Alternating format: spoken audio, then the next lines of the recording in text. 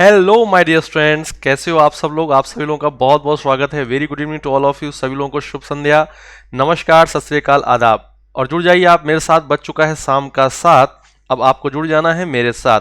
आप सभी लोगों को बता दूं कि हम सभी लोग यूपी टेट के लिए बहुत ही महत्वपूर्ण क्वेश्चंस की सीरीज कर रहे हैं, मॉडल पेपर कर रहे हैं, जहां से आपके पेपर में क्वेश्चन जरूर से जरूर आएंगे, या फिर यहाँ से जो हम लोग कॉन्सेप्ट सीख रहे हैं, जो कॉन्सेप्ट का यूज कर रहे हैं, वहां से आपके पेपर में कॉन्सेप्ट के जो क्वेश्चंस होंगे वो जरूर मिलेंगे। तो आप सभी लोगों को मैं बता दूं कि सफलता का कोई रहस्य नहीं है। यह तैयारी, कड़ी मेहनत और असफलता से सीखने का परिणाम है। यानी कि हमेशा अपनी तैयारी को मजबूत रखिए, कड़ी मेहनत करिए, और कभी असफल होइए तो परेशान न होइए, क्योंकि असफलता ही आपको हमेशा क्या करती है, आगे कुछ अच्छा करने के लिए सिखाती है, आपको सीख देती है। तो आप सभी लोगों का बहुत बहुत स्वागत है। एक बार सब लोग सेशन को लाइक करिए, शेयर करिए। जो मेरे साथ जुड़ चुका है उसका बहुत बहुत स्वागत है, जुड़ने वाला उसका भी बहुत बहुत स्वागत है। तो सब लोग सेशन को लाइक शेयर कर दें, सब लोग सेशन को लाइक शेयर कर दें। और आप सभी लोगों के लिए टीचर्स अड्डा 247 या अड्डा 247 पर आप सभी को मिलता है मेरे कोड Y330 का यूज करके सभी प्रोडक्ट्स पर 77% का ऑफ। जो ये नवंबर है, ये सिलेक्शन की बात है, इसमें नो एक्सक्यूज नवंबर में बात होगी, सिर्फ सिलेक्शन की। तो मेरा कोड यूज करिए Y330, और कम से कम आप सभी लोग इस समय तो टेस्ट सीरीज तो ले ही लीजिए। टेस्ट सीरीज एकदम बढ़िया से टेस्ट लगाइए और अच्छे से अपनी सफलता को सुनिश्चित करिए। आपकी जो सफलता है, यदि आप एग्जाम ओरिएंटेड चीज़ों को करते हैं, यानी कि जो एग्जाम में पूछा जाने वाला है विद इन टाइम आप करते हैं, तो आपकी सफलता सुनिश्चित होती है। तो आप सभी लोग मेरे कोड का यूज करके, Y330 का यूज करके 77% का बिग डिस्काउंट ले लीजिए और अपनी सफलता को सुनिश्चित कर लीजिए। जो लोग अभी तक सीटेट के लिए कहीं पर भी अच्छी जगह पर या कोई भी कॉन्सेप्ट क्लास नहीं कर पाए हैं, उनके पास भी समय है अभी भी अपने एग्जाम को क्रैक करने का। 15 नवंबर से स्टार्ट हुए इस बैच में आपकी सभी क्लासेस मिल रही हैं आपको, और आप इस बैच को ज्वाइन करके अपनी सफलता को सुनिश्चित कर सकते हैं। दोस्त, आप मेरा कोड यूज करिएगा Y330 और यहां से आपको मिलेगा 77% का ऑफ। मात्र 1035 रुपए में आप अपना सीटेट का पेपर फर्स्ट क्रैक कर सकते हैं, और यदि थोड़ा सा मेहनत कर लेंगे तो सीटेट का पेपर सेकंड भी क्रैक हो जाएगा। मात्र 1035 रुपए में। अभी भी समय है, अभी भी हम लोग के पास अच्छा खासा समय है, क्योंकि जो सीटेट का एग्जाम है वो 16 दिसंबर से 13 जनवरी के बीच होगा। तो आपका हो सकता है कि थोड़ा जनवरी में पड़ जाए, तो अभी भी हम लोग के पास समय है। तो इस समय को आप भुनाइए, इस समय का यूटिलाइज करिए, और सीटेट के स्टार्ट हुए इस क्रैश कोर्स में आप जरूर इनरोल करिए अपने आप को, जरूर आप पढ़िए इसको, क्योंकि इससे आपकी सफलता सुनिश्चित हो जाएगी।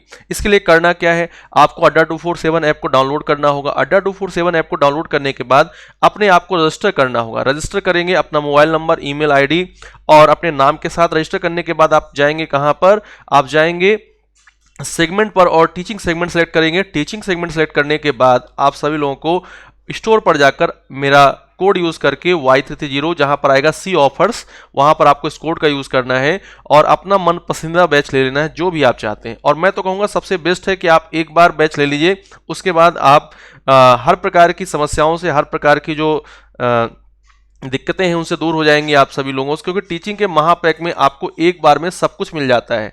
एक बार में मात्र 3031 रुपए में, मात्र 3031 रुपए में आप सारे बैचेस में इनरोल हो जाते हैं। चाहे वो यूपी टेट के दोनों बैच हो, चाहे सुपर टेट के दोनों बैच हो, मींस प्राइमरी जूनियर, या फिर सीटेट के बैचेस हो। अपकमिंग एक साल में जितने भी बैचेस होंगे, केबीएस एनबीएस, जितने भी बैचेस स्टार्ट होंगे, उन सभी बैचेस में आपका इनरोलमेंट होगा। आप ये कोर्स बाइलिंगुअल पढ़ते हैं, यहाँ पर टेस्ट सीरीज होती है, लाइव क्लासेज होती हैं, वीडियो कोर्सेज भी आपको मिलता है और ई बुक्स भी मिलता है। इन सब के होने से आप अपने एग्जाम को अच्छी तरीके से क्रैक कर सकते हैं, मात्र 3031 रुपए। और ध्यान रखिएगा, मेरे कोड से ये मिलेगा, Y330 से ही मिलेगा 3031 रुपए में। और इस समय जो समय है, इस समय केवल टेस्ट देने का चल रहा है। आप अधिक से अधिक टेस्ट दीजिए, मॉडल पेपर को करिए, अपने समय को देखकर करिए कि मेरे पास 2.5 घंटे का समय रहता है, तो मुझे 2.5 घंटे में कितने क्वेश्चन सॉल्व करने हैं, उसके अकॉर्डिंग आपको 500 से भी अधिक यदि टेस्ट देने को मिले, और मात्र 501 रुपए में एक टेस्ट की कीमत 1 रुपए से भी कम, तो आप इस पैक को जल्दी ही अपना बना लीजिए, क्योंकि इस पैक में आप वो चीजें पाएंगे जो आपके एग्जाम में पूछी जाती हैं। तो एक बार मुझे बताइएगा आप सब लोग कि हाउ द जोश माय गाइस, कैसे हैं आप सब लोग, और आप सभी लोग बढ़िया से पढ़ाई कर रहे हैं ना, अच्छे से तैयारी कर रहे हैं।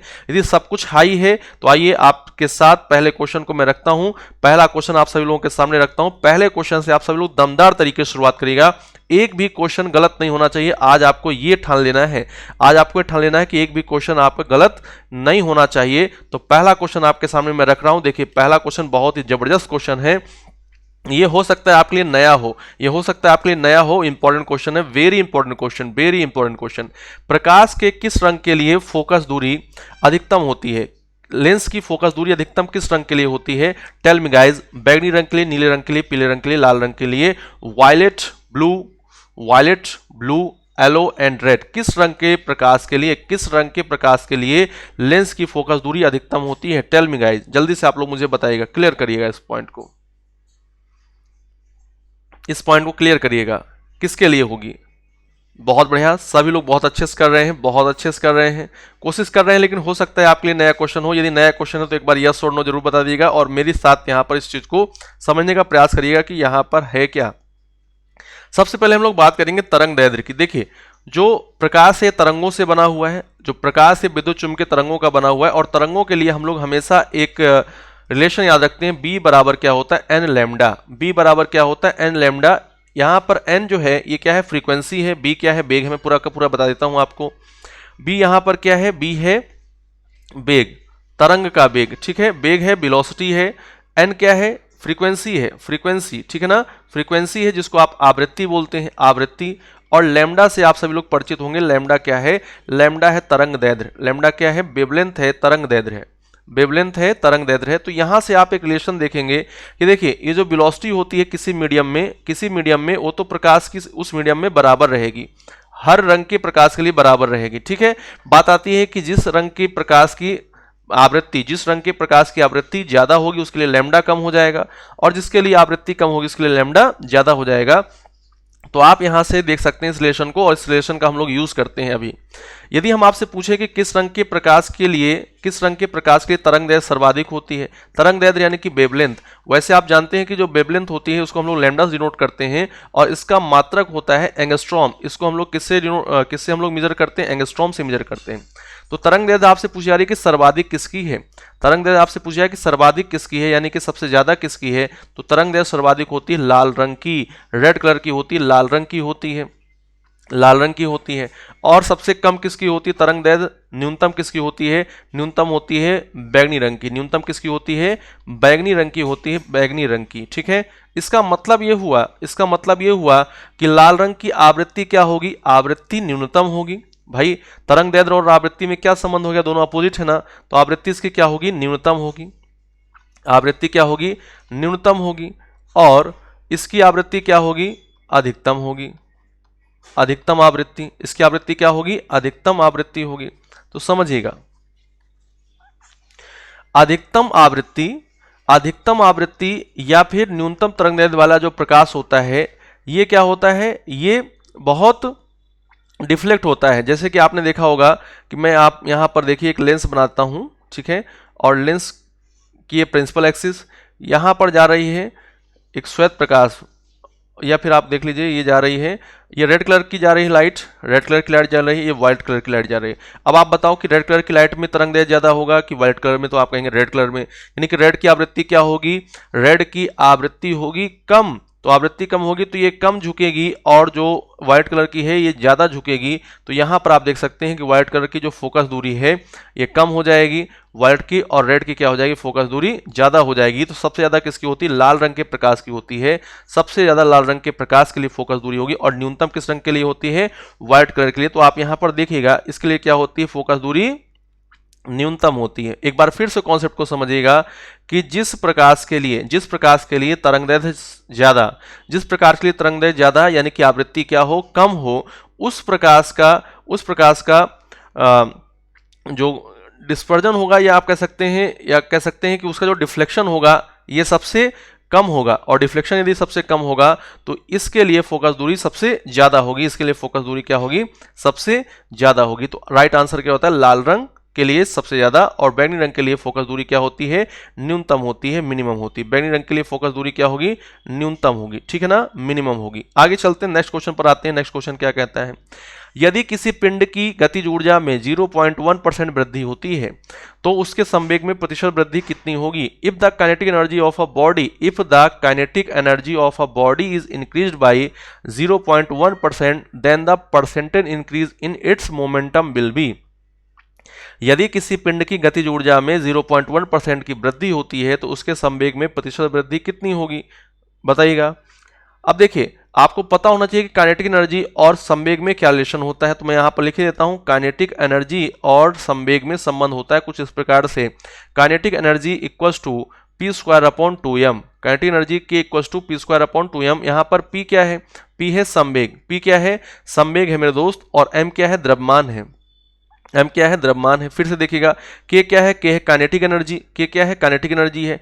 p क्या है, p है संवेग यानी कि मोमेंटम है, संवेग यानी कि मोमेंटम है। और m क्या है, m है आपका द्रव्यमान यानी कि मास, m क्या है द्रव्यमान है यानी कि मास है, याद रहेगा m है द्रव्यमान यानी कि मास है। क्लियर, m है द्रव्यमान यानी कि मास है। अब आपने कहा कि वस्तु को नहीं बदल रहे हैं, वस्तु को नहीं बदल रहे हैं तो उसका मास क्या रहेगा, उसका मास रहेगा सेम, कांस्टेंट रहेगा। मास कांस्टेंट रहने पर यदि हम कंपेयर करना चाहें दो काइनेटिक एनर्जी की, तो एक k1 हो जाएगा उसके लिए p1 स्क्वायर, ठीक है, एक k2 हो जाएगा उसके लिए p2 स्क्वायर हो जाएगा। ये इस तरीके से बनेगा ना, इस तरीके से बनता है रिलेशन। अब देखिए जो नई गतिज ऊर्जा है उसमें क्या किया गया है, पुरानी गतिज ऊर्जा से 0.1% की वृद्धि की गई है। तो k1 को आपने k1 ही रहने दिया क्योंकि नई वाली k2 है ना, नई वाली क्या है k2 है। k2 की जगह पर आप क्या लिखेंगे, k1 प्लस 0.1 k1, ठीक है ना, 0.1 k1। p1 को आप p1 रहने दीजिए और p2 को इस तरीके से लिखकर इनको होल स्क्वायर लगा दीजिए। अब देखिए क्या हो गया यहां पर हो गया k1 1.1 k1, ठीक है, equals to p1 by p2 का होल स्क्वायर। अब इसको सॉल्व करिएगा आप, जब सॉल्व करेंगे तो p1 बाई p2 क्या आ जाएगा, p1 by p2 equals to under root 1 upon 1.1 आ जाएगा, 1 अपान क्या आ जाएगा 1.1 आ जाएगा, ठीक है। और इसको सॉल्व करने पर क्या आएगा, p1 अपान p2, ठीक है। इसको सॉल्व करने पर क्या आएगा, एक मिनट,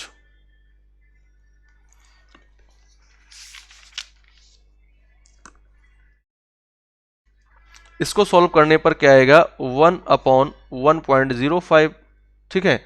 और यहां से आप निकाल सकते हैं जो P2 है, P2, ठीक है ना, जो P2 है ये क्या हो जाता है, P2 हो जाता है P1 का 1.05 P1, ठीक है, 1.0 P1 हो जाता है।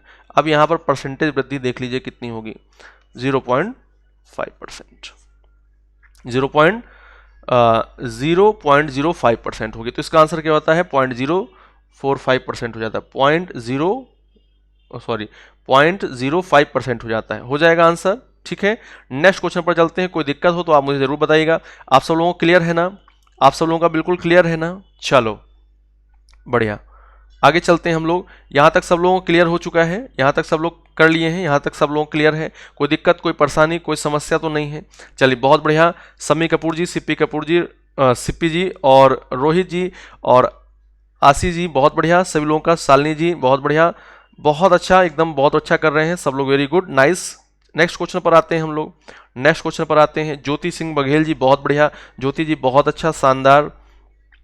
अब चलिए पेडागोजी का क्वेश्चन है, किसी कक्षा में सृजनशील छात्रों की पहचान कैसे करेंगे आप, how will you identify creative students in a class. उन्हें गणितीय प्रश्न करवाकर, उन्हें एक किताब के पैराग्राफ अंशों को पढ़ने को कहकर, ठीक है, उन्हें किसी वस्तु के नए उपयोग करने को कहकर, उन्हें एक बड़ा रासायनिक सूत्र याद करने को कहकर। बताएगा सृजनशील यानी क्रिएटिव बच्चे को आप कैसे पहचानेंगे, by asking them mathematical questions, asking them to read paragraphs or parts of a book, asking them to use something new, asking them to memorize a larger chemical formula। किसी कक्षा में सृजनशील छात्रों की पहचान कैसे करेंगे, सृजनशील छात्रों की पहचान आप कैसे करेंगे, सृजनशील है ना, क्रिएटिव स्टूडेंट्स की पहचान आप कैसे करेंगे। तो देखिए उन्हें गणितीय प्रश्न करवाकर, उन्हें किताब के पैराग्राफ अंशों को पढ़ने को कहकर, हमेशा सृजनशीलता की पहचान होती है किसी नई चीज को कराकर, उन्हें किसी वस्तु के नए उपयोग करने को कहकर, asking them to use something new, हमेशा उन्हें कोई नई चीज कराकर आप उनकी सृजनशीलता की पहचान करते हैं, क्रिएटिविटी की पहचान करते हैं। सृजनशील छात्रों की पहचान करने के लिए उनको हमेशा नई वस्तु के उपयोग की बात करने को कहेंगे, ठीक है। ये हो जाता है आपका सृजनशील छात्रों को पहचानने का तरीका। ये देखिए बहुत अच्छा क्वेश्चन और नया क्वेश्चन आप लोगों के लिए, वेरी इंपॉर्टेंट। वह ताप जिस पर लौह चुंबकत्व तो समाप्त हो जाता है तथा पदार्थ अनुचुंबकीय हो जाता है कहलाता है। The temperature at which ferromagnetism ceases and the substance become paramagnetic is called the उत्क्रमण ताप यानी कि रिवर्सिबल टेम्परेचर या रिवर्सल टेम्परेचर, बॉयल ताप बॉयल टेम्परेचर, क्यूरी ताप Curie temperature, Kelvin temperature. Tell me guys क्या होगा इसका आंसर? बहुत अच्छा क्वेश्चन है। कहने का मतलब ये है इस क्वेश्चन में कि लौह चुंबकत्व कब तक बना रहता है? जब तक कि उसका ताप उस ताप तक ना पहुंचे, और उसके बाद फिर वो पदार्थ क्या हो जाता है? अणुचुंबकीय हो जाता है, यानी कि उसमें चुंबकत्व का गुण खत्म हो जाता है। वो ताप कौन सा है? वो क्यूरी ताप है। वो ताप कौन सा है?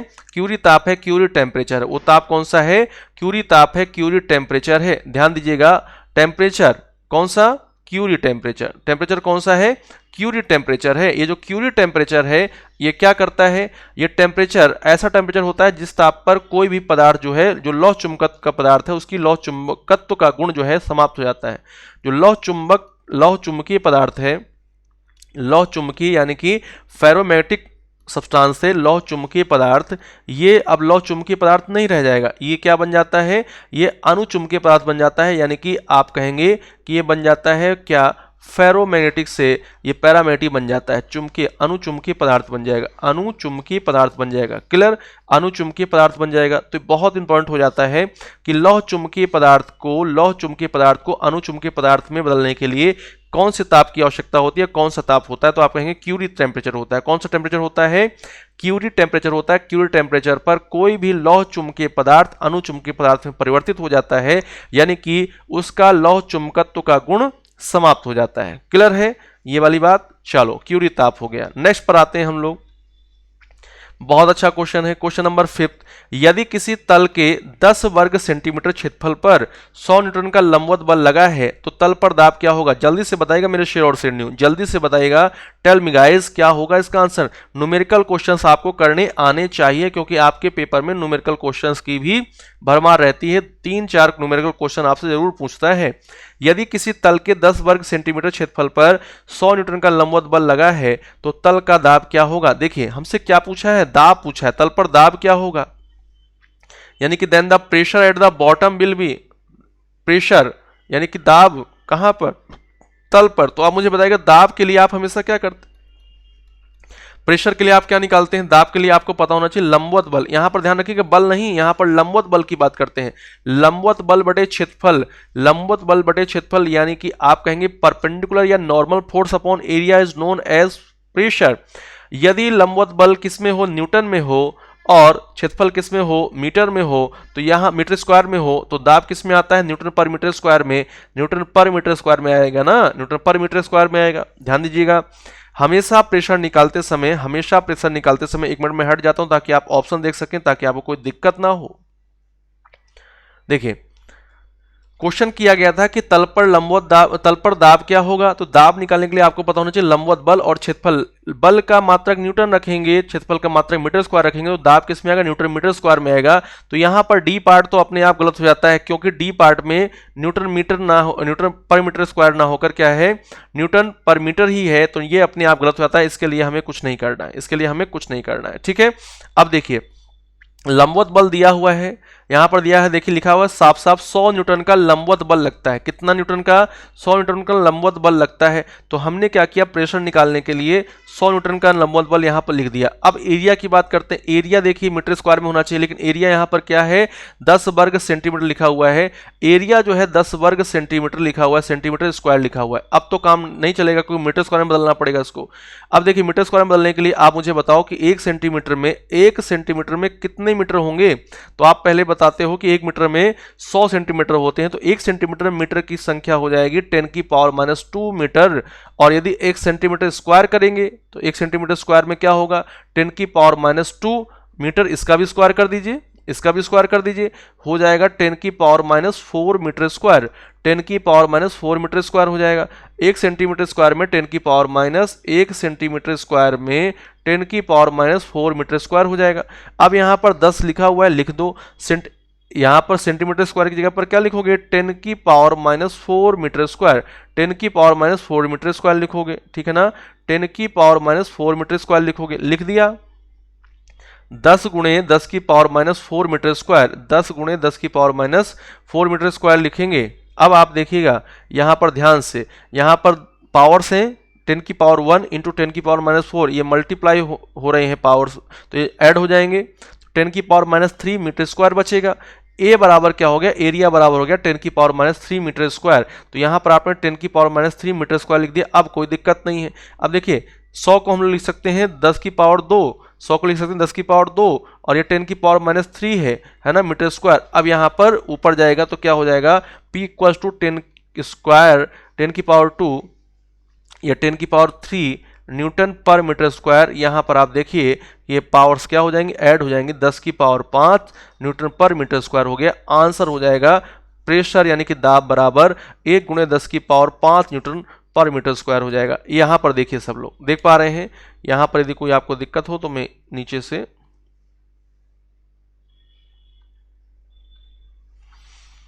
समझ गए हैं। P बराबर 10 की पावर 5 न्यूटन पर मीटर स्क्वायर हो जाएगा। P बराबर 10 की पावर 5 न्यूटन पर मीटर स्क्वायर हो जाएगा। तो यहाँ पर आंसर क्या हो जाएगा, ए हो जाएगा। ठीक है, यहाँ पर आंसर क्या हो जाएगा, ए हो जाएगा। नेक्स्ट क्वेश्चन पर चलते हैं। अब देखिए पूछा गया है निम्न में से कौन सा उभयधर्मी ऑक्साइड है, निम्नलिखित में से कौन सा उभयधर्मी ऑक्साइड है। Tell me which of the following is amphoteric, which of the following is amphoteric oxides, इनमें से कौन सा उभयधर्मी ऑक्साइड है। निम्न में से कौन सा उभयधर्मी ऑक्साइड है बताइएगा। विच of the following is amphoteric oxide. यहाँ पर SnO2, CaO, SiO2 और CO2 दिया हुआ है।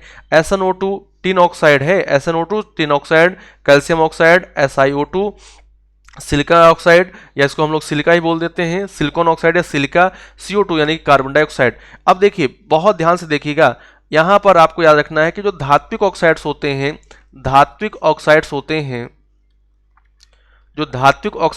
हैं, ये क्या होते हैं, धात्विक ऑक्साइड्स हमेशा क्या होते हैं, क्षारीय होते हैं। इनकी प्रकृति कैसी होती है, क्षारीय प्रकृति की, यानी कि अल्कलाइन होते हैं।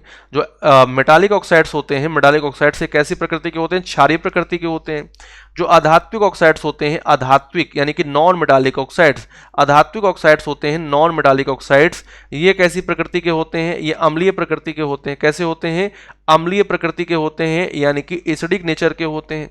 अम्लीय प्रकृति के होते हैं यानी कि एसिडिक नेचर के होते हैं। आपको ध्यान रखना है इनमें से कुछ अपवाद भी होते हैं, जिनको हम लोग बोलते हैं एक्सेप्शन होते हैं, अपवाद होते हैं। इन अपवादों में देखिएगा ध्यान से, एक है Al2O3, एक है ZnO, एक क्या है ZnO है, ठीक है, जिंक ऑक्साइड, और क्या है, और है SnO2। ये दो होंगे, ये जो होते हैं ये क्या हो जाते हैं, ये एम्फोटेरिक हो जाते हैं। एम्फोटेरिक का मतलब है ये उभयधर्मी है। ये क्या है, उभयधर्मी है। ये क्षार के हिसाब से भी काम कर लेंगे और अम्ल के भी हिसाब से काम कर लेंगे। क्षारीय प्रकृति भी ये शो कर देंगे और अम्लीय प्रकृति भी शो कर देंगे। तो ध्यान रखिएगा, क्षारीय और अम्लीय दोनों प्रकार की प्रकृति को शो करने वाले ये जो है, इनको आपको याद रखना है कौन कौन से। Al2O3 है, ZnO है, SnO2 है। तो यहां पर आंसर हुआ SnO2, यानी कि एम्फोटेरिक उभयधर्मी ऑक्साइड है। ना तो ये क्षारीय तरीके से काम करेगा, ना तो अम्लीय तरीके से, मतलब एग्जैक्ट ये दोनों तरीके से काम कर सकता है। तो क्षारीय तरीके से भी काम कर सकता है और अम्लीय तरीके से भी काम कर सकता है। इसको आप जरूर ध्यान रखिएगा। ये जो दो मैंने पॉइंट बताए हैं, धात्विक ऑक्साइड्स यानी कि मेटालिक ऑक्साइड्स जो हैं, इनकी प्रकृति कैसी होगी, क्षारीय प्रकृति की होगी, और अधात्विक ऑक्साइड्स की यानी कि नॉन मेटालिक ऑक्साइड्स की प्रकृति कैसी होगी, अम्लीय होती है, यानी कि एसिडिक होती है। याद रहेगा, एसिडिक होती है। क्लियर, इतनी बात सब लोग समझ गए हैं। एक बार यस और नो में आंसर कर दीजिएगा, यस और no. Tell me guys, yes और नो। सब लोग यदि इतनी बात समझ गए हैं, कहीं पर कोई दिक्कत तो आप समझ लीजिएगा। प्रेशर वाले क्वेश्चन में यदि कोई दिक्कत लग रही हो तो एक बार फिर से आप देखिएगा वीडियो को एकदम पीछे करके, और यदि फिर कोई समस्या हो तो फिर आप मुझसे जरूर पूछिएगा, ठीक है। नेक्स्ट क्वेश्चन पर आते हैं हम लोग। नेक्स्ट क्वेश्चन करते हैं, कार्बन का स्थायी अपर रूप है। अपर रूप, स्थायी अपर रूप। देखिए कार्बन के कई अपर रूप हैं, जैसे कि अपर रूप में आपने अभी तक इतना पढ़ा होगा, अपर रूप जो कि पूरी तरीके से कार्बन के बने होंगे। अपर रूप, इसको हम लोग क्या बोलते हैं, एलोट्रोप बोलते हैं। क्या बोलते हैं, एलोट्रोप बोलते हैं। कार्बन के अपर रूप में दो का नाम बहुत ज्यादा फेमस है। एक आता है कौन, एक आता है आपका हीरा, डायमंड, ठीक है ना, हीरा डायमंड आता है, और दूसरा आता है ग्रेफाइट। दूसरा क्या आता है, ग्रेफाइट आता है। ये कार्बन के बहुत ही इंपॉर्टेंट अपर रूप है, ग्रेफाइट। अब मेरी बात सुनिएगा ध्यान से, जो कार्बन है ये क्या है, अधातु है। कार्बन क्या है, अधातु है, अधातु है, ठीक है ना। और कार्बन की जो संयोजकता है बैलेंसी है, कार्बन की जो संयोजकता है बैलेंसी है, ये 4 होती है। तो कार्बन का एटॉमिक नंबर 6 होता है, तो इसकी बैलेंसी कितनी निकल के आती है, 4। और इस बैलेंसी को पूरा करने के लिए जो कार्बन है ये single bond, double bond, triple bond, ये सारी चीजें बनाता है, यानी कि संतृप्त भी बनाता है और असंतृप्त भी बनाता है, यानी कि सैचुरेटेड कार्बन सैचुरेटेड कंपाउंड भी बनाता है और अनसैचुरेटेड कंपाउंड भी बनाता है। तो हीरा के बारे में आपको एक चीज तो याद होगी, ये क्या है, सबसे कठोर पदार्थ है। कठोर पदार्थ, सबसे कठोर पदार्थ कौन सा है, सबसे कठोर पदार्थ, सबसे कठोर पदार्थ कौन सा है, हीरा है, कार्बन का अपर रूप।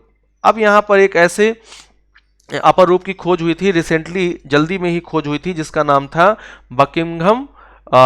Buckminster fluorine. क्या नाम था, बकमिंस्टर फ्लोरीन नाम था, ठीक है, क्या नाम था, बकमिंस्टर फ्लोरीन, है ना, फ्लोरीन। C60 इसको याद रखिएगा, C60 को हम लोग बोलते हैं बकमिंस्टर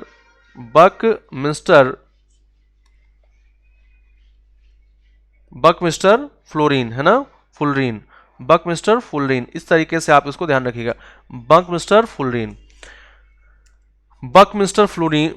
ये क्या है, कार्बन का स्थायी अपर रूप हो जाता है, बकमिंस्टर फुलरीन, ठीक है। तो ये B part is the right answer, B part is the right answer, C60 clear. Buckminsterfullerene the permanent allotrope of carbon, है ना, the permanent allotrope of carbon क्या है, बकमिंस्टर फुलरीन, क्लियर। ये हो जाएगा आपका इसका आंसर। थ्रोम्बोप्लास्टिन कहां से रक्त स्कंदन के लिए प्राप्त होता है, from where is the thromboplastin obtained for the coagulation of blood, लाल रक्त कणिका, platelets, monocytes, lymphocytes, red blood cells, platelets, monocytes and lymphocytes. यदि आप देखें तो आरबीसी का काम क्या है, आरबीसी यानी कि रेड ब्लड सेल्स या रेड ब्लड कार्पसेल्स का काम क्या होता है, इसका काम होता है मेनली O2 एंड CO2 का परिवहन करना, या आप कह सकते हैं ऑक्सीजन का परिवहन करना, ट्रांसपोर्टेशन ऑफ ऑक्सीजन, ठीक है, ट्रांसपोर्टेशन ऑफ ऑक्सीजन, क्योंकि इसमें होता है हीमोग्लोबिन, और हीमोग्लोबिन का मेन काम ये है। मोनोसाइट्स और लिम्फोसाइट्स, मोनोसाइट्स एंड लिम्फोसाइट्स ये क्या है, WBC के टाइप हैं। WBC में सबसे बड़ा कौन होता है, मोनोसाइट्स होता है, और WBC में सबसे छोटा कौन होता है, लिम्फोसाइट। WBC 5 प्रकार की होती है ना, 5 प्रकार की, यानी कि 5 टाइप्स मेनली तो होती हैं, 2 टाइप्स की, ग्रेनुलेट्स एंड अग्रेनुलेट्स, लेकिन यदि उनको बाद में देखा जाता है तो 5 हो जाती हैं, basophils, neutrophils and इसिनोफिल्स। Basophils, neutrophils and इसिनोफिल्स ये क्या हो जाती हैं, ग्रेनुलोसाइट्स हो जाती हैं, यानी कणिका में आरबीसी हो जाती हैं। और ये दोनों कैसी हैं, ये अग्रेनुलोसाइट्स हैं। ये कैसी हैं, अग्रेनुलोसाइट्स हैं, अग्रेनुलोसाइट्स, है ना, अग्रेनुलोसाइट्स हैं ये, अग्रेनुलोसाइट WBC, यानी कि ये कणिका रहित हैं, या आप कह सकते हैं कणिका रहित, या कणिका इनमें नहीं है, अकणिका युक्त, है ना, अकणिका रहेंगी, अकणिका WBC हैं। मोनोसाइट सबसे बड़ी और WBC लिम्फोसाइट सबसे क्या होती है, छोटी होती है। WBC का मेन काम होता है रोगों से लड़ने में मदद करना, रोगों से रक्षा प्रदान करना, प्रतिरक्षा तंत्र को मजबूत करने का काम होता है, रोगों से रक्षा करना। अब बचा कौन बचा, अब बचा प्लेटलेट्स। अब कौन बचा, प्लेटलेट्स बचा, और प्लेटलेट्स का काम है रुधिर का थक्का बनने में सहायता करना।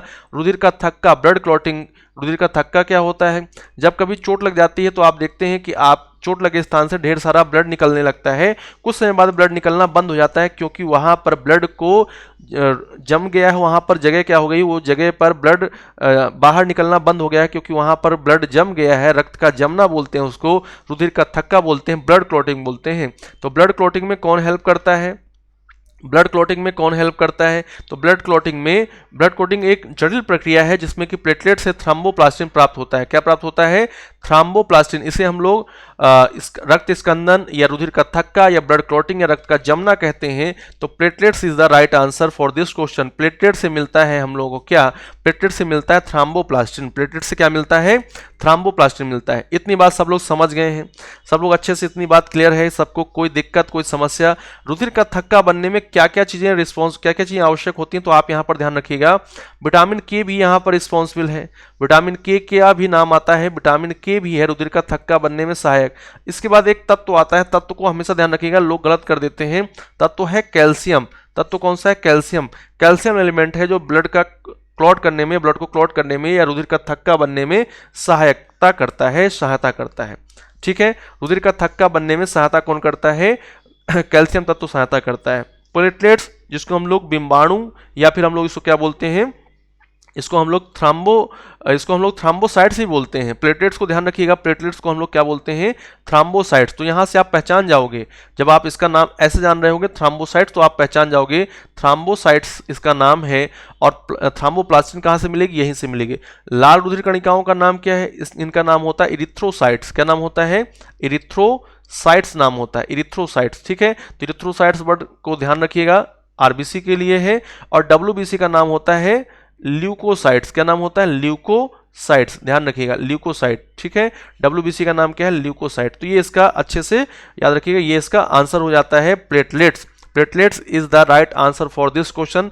थ्राम्बोप्लास्टिन जो कि रक्त के स्कंदन के लिए आवश्यक होता है, वो प्लेटलेट से मिलता है। क्वेश्चन नंबर 9 बहुत अच्छा क्वेश्चन है, देखते हैं कितने लोग इसको सही कर पाते हैं। एक बल जिसको हम लोगों ने वेक्टर के फॉर्म में लिखा हुआ है, F equals to 5i plus 3j newton, एक वस्तु को 2i माइनस j मीटर विस्थापित कर देता है, तो कृत कार्य है। अब force F equals to 5i plus 3j newton displaces an object 2i minus j metre, then the work done is बताइएगा क्या होगा? Then the work done is, एक बल F equals to 5i plus 3j newton एक वस्तु को 2i minus j metre विस्थापित कर देता है, तो कृत कार्य कितना होगा? जल्दी से आप लोग बताइएगा। आप में से मैक्सिमम लोग क्या करते हैं, जहां पर शून्य को देखते हैं आंसर, उसे करना पसंद करते हैं, क्योंकि उन्हें लगता है कि यहां पर शून्य ही पूछा गया। ऐसी बात है, वास्तव में कई बार आप देखेंगे कि जहां पर शून्य होता है यानी कि 0 होता है, वो आंसर सही होते हैं। लेकिन ऐसा जरूरी नहीं है, जब तक कि आप कॉन्फिडेंस ना हो, जब तक आप उस क्वेश्चन के आंसर के प्रति कॉन्फिडेंट नहीं होंगे, तब तक उसको आपको आंसर नहीं करना है। भले 0 हो, 1 हो, कुछ भी हो, आपको 0 को ऐसे नहीं लगा देना है। हाँ, लेकिन जब लोग तुक्का लगाते हैं तो 0 को देखते हैं, जैसे उनको नहीं पता होता क्वेश्चन, तो 0 को ही आंसर कर देते हैं। लेकिन आपको ऐसा नहीं करना है, आपको पता है कैसे करना है। देखिए, हमसे क्या पूछा गया? हमसे कार्य पूछा गया है, और कार्य को तो सब लोग जानते हैं ना। कार्य यानी कि वर्क, इसको डिफाइन करते हैं हम लोग कैसे?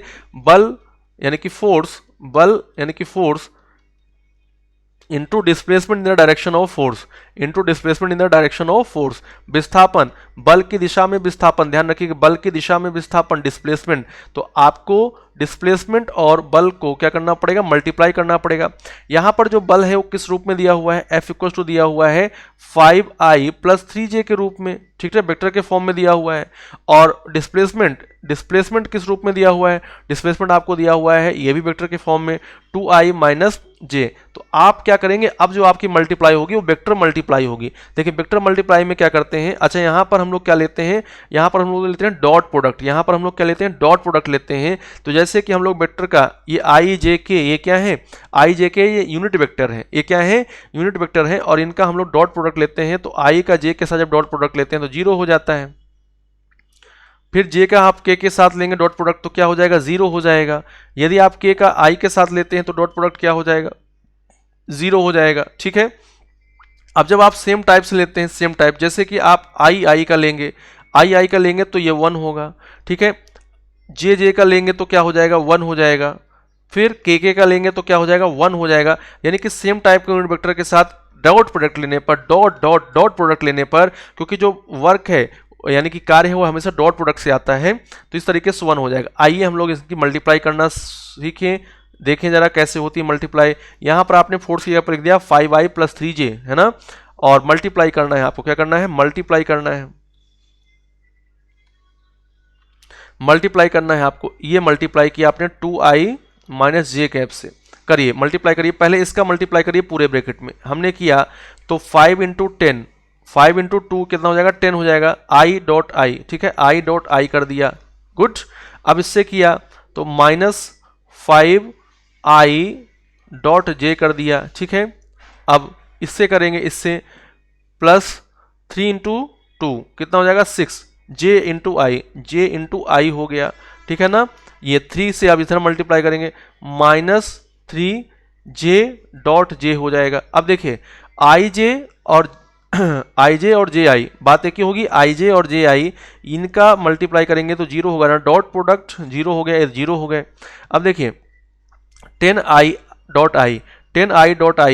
कितना हो जाएगा 1, तो 10 हो गया। यहाँ पर जे है, यहाँ पर क्या है जे है, तो जे की वैल्यू जे की वैल्यू 1 -3, तो यहाँ पर -3 इक्वल टू कितना हो गया 7।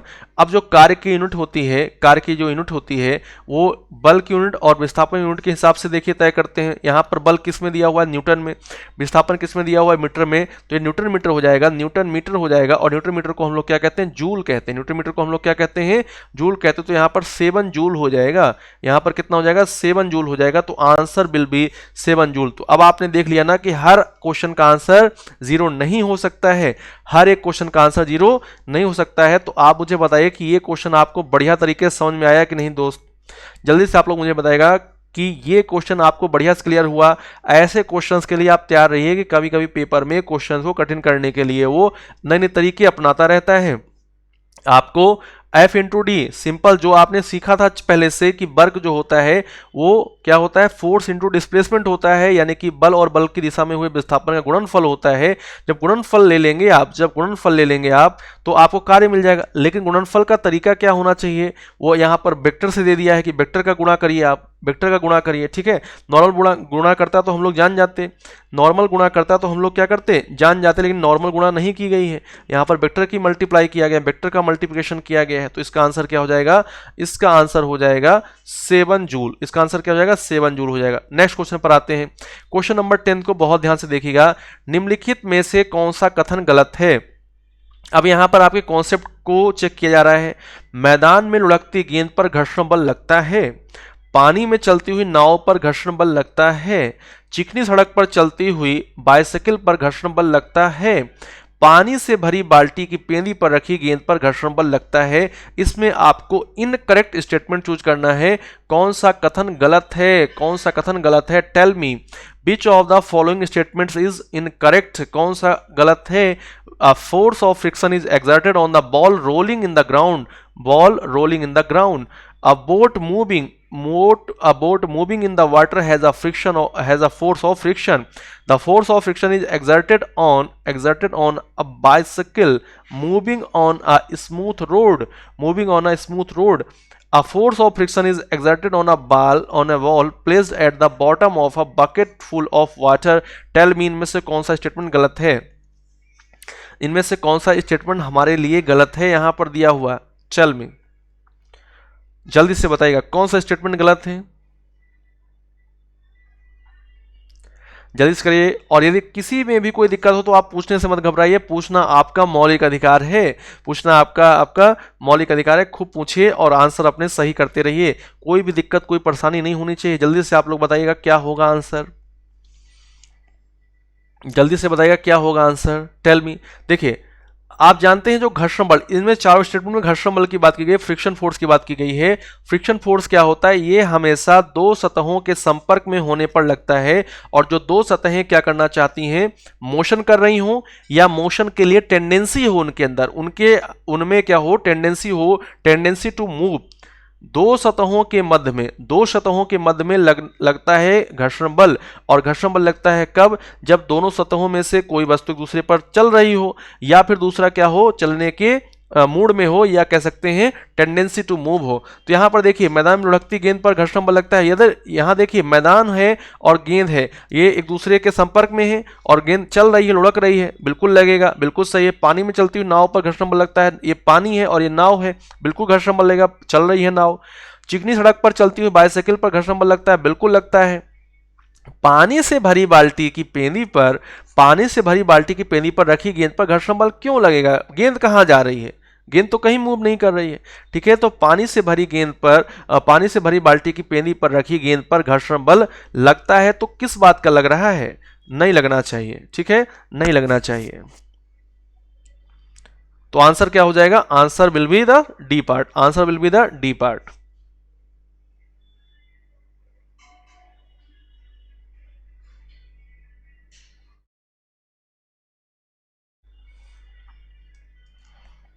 और ये बात यदि आपके दिमाग में आ रही है कि चिकनी सड़क पर चलती हुई बाइसिकल, तो भैया चिकनी सड़क है तो उस पर बाइसिकल चल ही नहीं पाएगी। चिकनी सड़क है तो उस पर बाइसिकल चल ही नहीं पाएगी। बाइसिकल तभी चलेगी जब सड़क क्या कर रही होगी, फ्रिक्शन डेवलप कर रही होगी। जब सड़क और पहियों के बीच में, जब बाइसिकल के पहियों के बीच में घर्षण बल लग रहा होगा तभी चल पाएगी। ठीक है, नेक्स्ट, निम्नलिखित में से निम्नलिखित की उपस्थिति कारण पीतल का रंग है ना, ये दुनिया पीतल दी, ये दुनिया पीतल दी, ये वाला पीतल। ठीक है, निम्नलिखित की उपस्थिति कारण पीतल का रंग हवा में फीका पड़ जाता है। Brass gets fade colour air in due to the presence of, brass gets fade colour in air due to the presence of oxygen, hydrogen sulphide, carbon dioxide, nitrogen. यहां पर देखिए ब्रास की बात कर ले हम लोग, ब्रास मतलब पीतल, ब्रास मतलब पीतल। ये क्या है, ये है आपकी मिश्र धातु। ये क्या है, मिश्र धातु है, यानी कि इसको हम लोग बोलते हैं एलॉय। क्या बोलते हैं, एलॉय। एलॉय क्या है, दो या दो से अधिक धातु या धातुओं का समांगी मिश्रण एलॉय यानी कि मिश्र धातु कहलाता है। पीतल में दो धातुएं हैं, एक है तांबा जिसको आप कॉपर से नोट करेंगे, तांबा। ठीक है, तांबा इसमें सबसे ज्यादा मिलेगा। और दूसरा है इसमें जेडन यानी कि जिंक, जड़न यानी कि जिंक यानी कि जस्ता, यानी कि तांबे और जस्ते का मिश्र धातु क्या कहलाता है, तांबे में जस्ते का मिश्र धातु पीतल कहलाता है। और यदि आप देखें थोड़ा सा पीछे आकर अपने गांव में जाएं, आप अपने देखें दादा दादी के समय पर, नाना नानी के समय पर, थोड़ा सा पीछे जाएं और बहुत ज़्यादा नहीं, कम से कम 25 साल पीछे जाएं, 25 साल 30 साल पीछे जाएं, तो वहां पर आप देखेंगे कि लोग जो मैक्सिमम अपने बर्तनों का यूज करते थे वो पीतल और कांसे के बने बर्तन होते थे। पीतल और कांसे के बने बर्तन हुआ करते थे। सबसे इंपॉर्टेंट बात है कि पीतल और कांसे के जो बने बर्तन होते थे उसमें जंग नहीं लगती थी, खराब नहीं होते थे, वो बिल्कुल एकदम चमकते रहते थे। और उनमें भोजन करने से जो भोजन होता था कभी विषाक्त भी नहीं होता था। ठीक है, उन्हें भोजन पकाने से भी कभी भोजन में कोई कमी नहीं आती थी। इस तरीके से पीतल का यूज बहुत ज़्यादा किया जाता था, किसी में बर्तन बनाने में पीतल का यूज होता था। कभी कभी आप देखेंगे कि पीतल का प्रयोग करते हैं हम लोग, जैसे कि जो पूजा वूजा करने वाले जो चीज़ें होती हैं उनको भी इससे बनाया जाता है पीतल से। ठीक है, और पीतल के जो बर्तन है, पीतल का जो रंग है यह हवा में फीका पड़ जाता है हाइड्रोजन सल्फाइड कारण, हाइड्रोजन सल्फाइड के कारण, हाइड्रोजन सल्फाइड कारण पीतल का जो रंग है यह हवा में फीका पड़ जाता है। हवा में उपस्थित हाइड्रोजन सल्फाइड क्या करती है, पीतल के रंग को फीका कर देती है। ठीक है,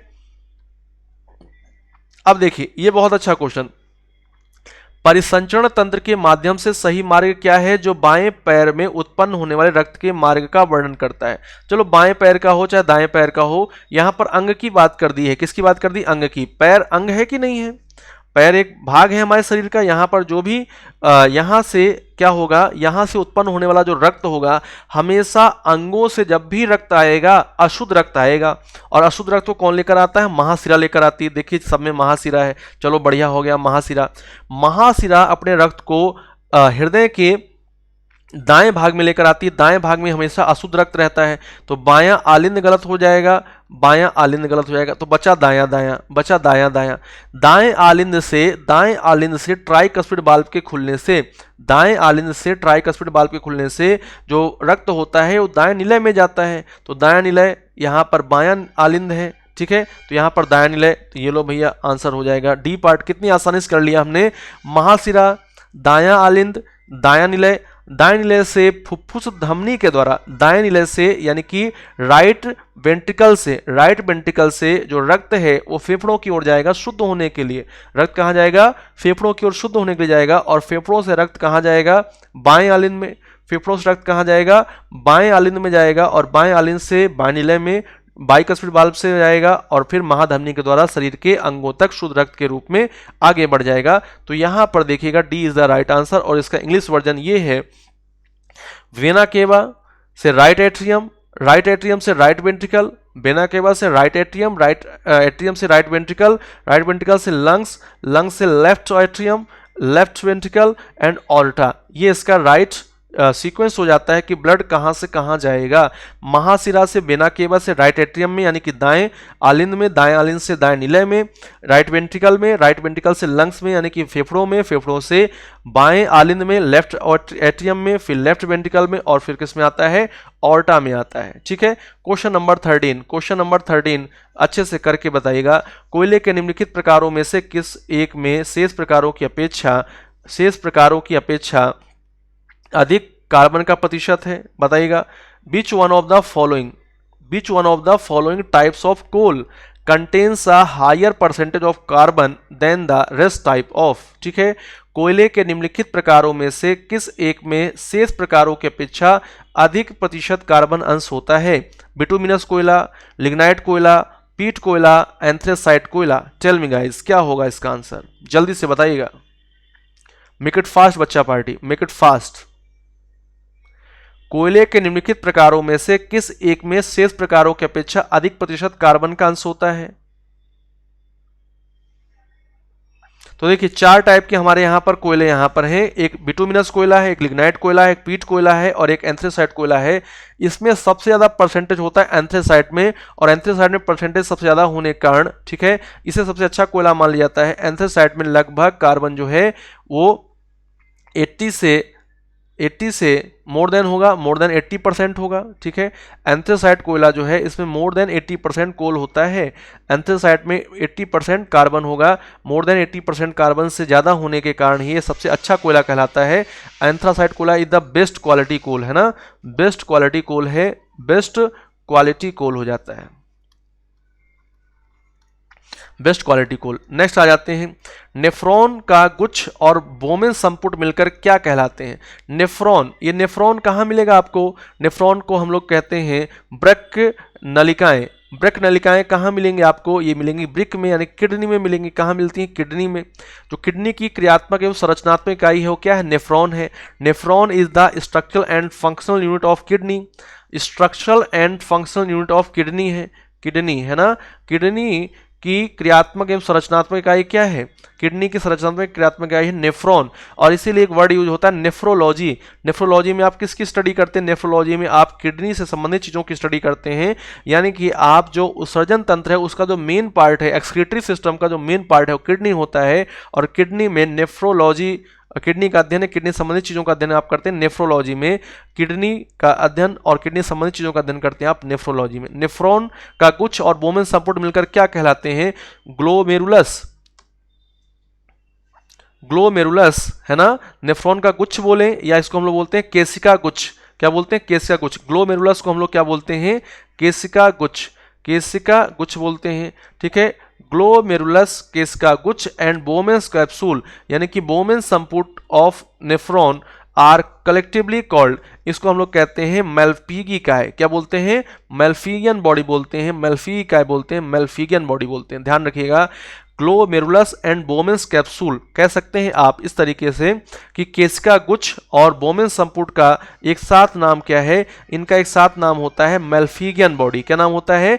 मेल्फिगियन बॉडी, ठीक है, मेल्फिगी बॉडी, याद रहेगा। चलो नेक्स्ट पर आते हैं। जब प्रकाश की किरण विरल माध्यम से सघन माध्यम में जाती है, जब प्रकाश की किरण विरल माध्यम से सघन माध्यम में जाती है तो वह सीधी दिशा में चली जाती है, अभिलंब की ओर झुकती है, अभिलंब से दूर हटती है, इनमें से कोई नहीं। टेल मी, बहुत अच्छा क्वेश्चन है। यहां पर देखिए क्या हो रहा है, विरल माध्यम से सघन माध्यम में जा रही है प्रकाश किरण, यानी कि rare medium to denser medium जा रही है। यहां पर ध्यान देना, विरल माध्यम का अपवर्तनांक क्या होगा? अपवर्तनांक कम होगा। विरल माध्यम का अपवर्तनांक क्या होगा? विरल माध्यम का अपवर्तनांक क्या होगा? विरल माध्यम का अपवर्तनांक कम होगा, ठीक है। अपवर्तनांक क्या होगा? कम होगा। विरल माध्यम का अपवर्तनांक कम होगा, जबकि सघन माध्यम का अपवर्तनांक क्या होगा? ज्यादा होगा। आप जानते हैं, भूल तो नहीं गए हैं, आपको भूलना नहीं, जो चीज पढ़ लिए हैं उसको तो कतई नहीं भूलना है। अपवर्तनांक इनका क्या होगा? अधिक होगा। आप जानते हैं कि बी और म्यू में क्या संबंध होता है? बी बराबर सी बाई म्यू होता है। बी बराबर सी बाई क्या होता है? म्यू होता है। म्यू ज्यादा होगा तो बी कम होगा, म्यू कम होगा तो बी क्या होगा? ज्यादा होगा। अपवर्तनांक कम है, अपवर्तनांक कम है और अपवर्तनांक कम से अधिक अपवर्तनांक में प्रवेश हो रहा है, यानी कि वेलोसिटी क्या हो जानी है? कम हो जानी है। वेलोसिटी कम हो जाने पर दूरी क्या होगी? कम तय होगी। इसलिए हमेशा प्रकाश किरण अभिलंब की ओर झुक जाती है, डिफ्लेक्ट टुवर्ड द नॉर्मल, यानी कि अभिलंब की ओर झुक जाती है, अभिलंब की ओर झुक जाती है। हमेशा ध्यान रखिएगा, अभिलंब की ओर झुक जाती है। क्लियर? अभिलंब की ओर झुक जाती है। प्रकाश किरण किधर की ओर झुक जाती है? अभिलंब की ओर झुक जाती है। क्वेश्चन नंबर 16, उम्र बढ़ने के साथ साथ निकट और दूर की वस्तुएं फोकस करने में आंख की योग्यता में कमी कहलाती है। उम्र बढ़ने के साथ साथ निकट और दूर की वस्तुओं को फोकस करने में आंख की योग्यता में कमी कहलाती है। The decrease in the ability of the eye to focus near and distant objects with age is called. कहने का मतलब है उम्र बढ़ने के साथ आपको ना तो पास की वस्तुएं दिखाई देंगी ना दूर की वस्तुएं दिखाई देंगी। ऐसी दृष्टि दोष को हम लोग क्या कहते हैं? ऐसी दृष्टि दोष को हम लोग कहते हैं प्रसबायोपिया। क्या बोलते हैं?